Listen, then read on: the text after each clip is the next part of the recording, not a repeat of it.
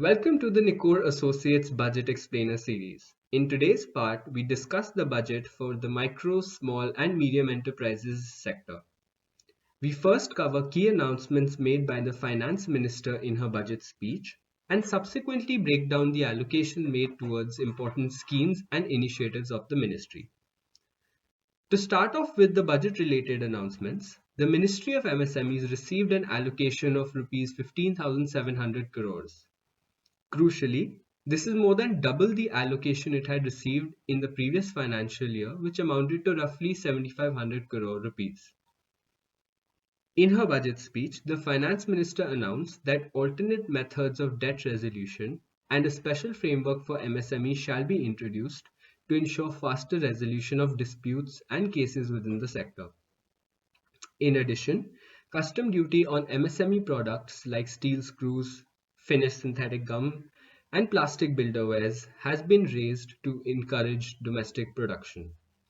Finally, exemption on import of duty-free items has been rationalized, while exemption on import of certain kinds of leather items has been withdrawn. As we looked at budget documents in detail, we found that while the ministry's increased allocation is a definite positive, allocations towards specific schemes and initiatives of the ministry present a rather mixed story. We've identified three highlights from the ministry's budget documents towards the same. The first highlight was that efforts were made towards greater credit provisioning in the sector. More specifically, a significant increase in allocation is observed for credit support schemes like the Prime Minister Employment Generation Program and the Guaranteed Emergency Credit Line. While PMEGP, or the Prime Minister Employment Generation Program, provides support to units in the manufacturing and services sector based on the project cost and up to a certain limit, the Guaranteed Emergency Credit Line was announced in May 2020 to provide working capital support to MSMEs as part of the Atmanirbhar Bharat Abhiyan package in response to COVID-19.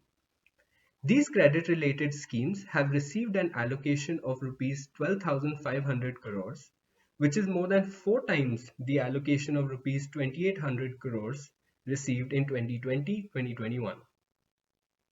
Here, it is important to note that providing enhanced credit support given the evidence of severe capital crunch faced by the MSME sector across the country is definitely a good idea.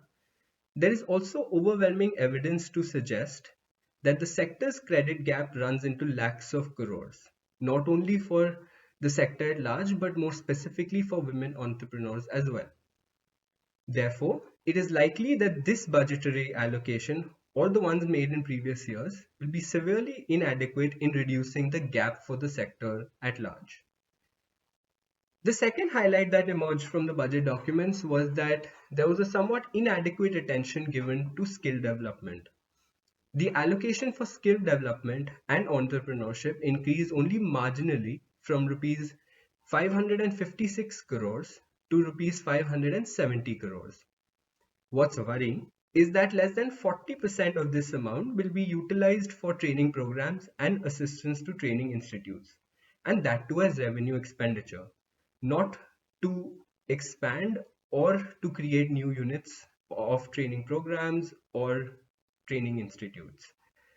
The remaining amount will be infused into the fund of funds, which essentially provides financing to MSMEs that display growth potential and viability.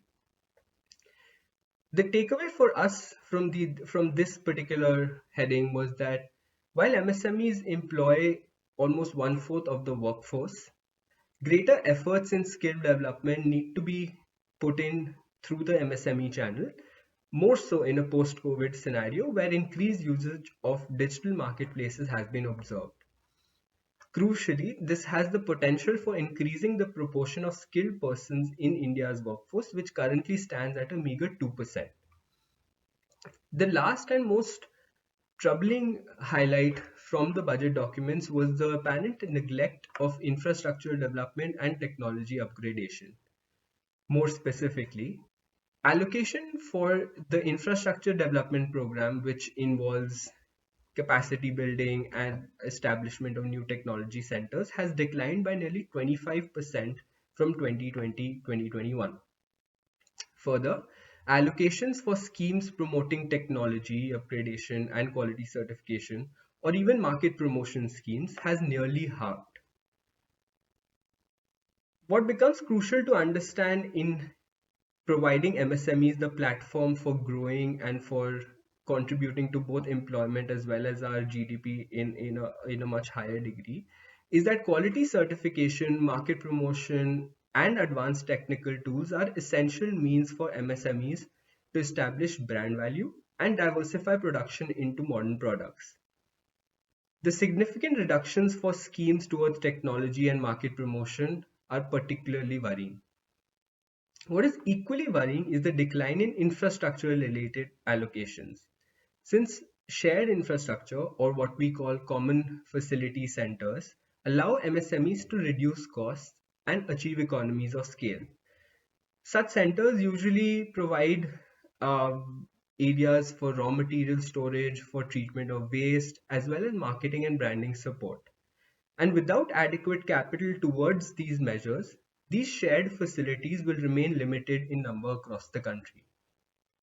In conclusion, while the doubling of the ministry's allocation is definitely a positive and something to move in the right direction, we do feel that certain important pillars like skill development, infrastructure support, technology upgradation, and development have been sort of neglected by the government while making these budgetary allocations.